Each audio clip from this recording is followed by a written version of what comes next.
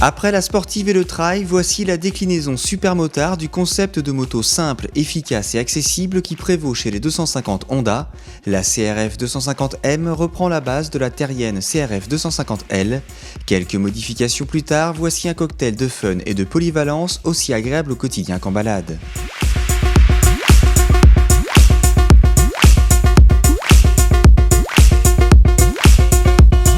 Pour rendre plus agile le châssis de la CRF 250L, les ingénieurs ont adopté un angle de chasse beaucoup plus fermé, des suspensions Showa rabaissées et raffermies, et enfin des jantes de 17 pouces de diamètre.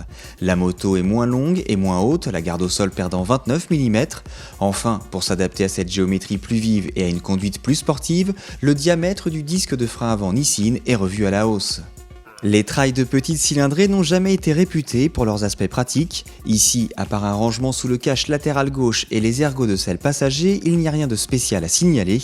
On se contentera alors d'un bouchon de réservoir à clé, d'un éclairage et de rétroviseurs efficaces.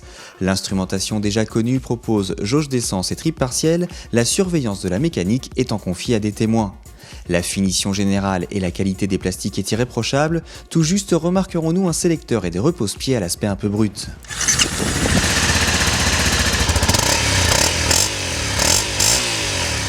Côté moteur, nous retrouvons tel quel le monocylindre de la CRF 250L avec son cylindre décalé, ses basculeurs à rouleau et ses 23 chevaux.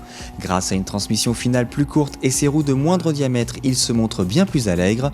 Les accélérations sont plus franches, voire carrément réjouissantes sur les 3 premiers rapports. On retrouve sur voie rapide la bonne volonté qui le caractérise, et s'il perd un peu d'allonge par rapport au trail, cette allure est atteinte plus rapidement et soutenue avec plus d'aisance.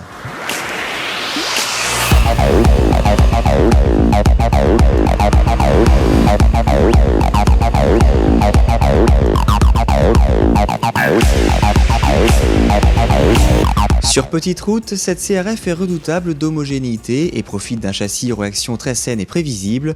La précision est de bonne aloi et les suspensions non réglables donnent satisfaction quelles que soient les circonstances.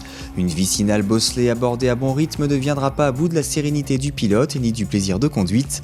Le freinage quant à lui est ultra progressif mais demande un peu de poigne pour délivrer toute sa puissance.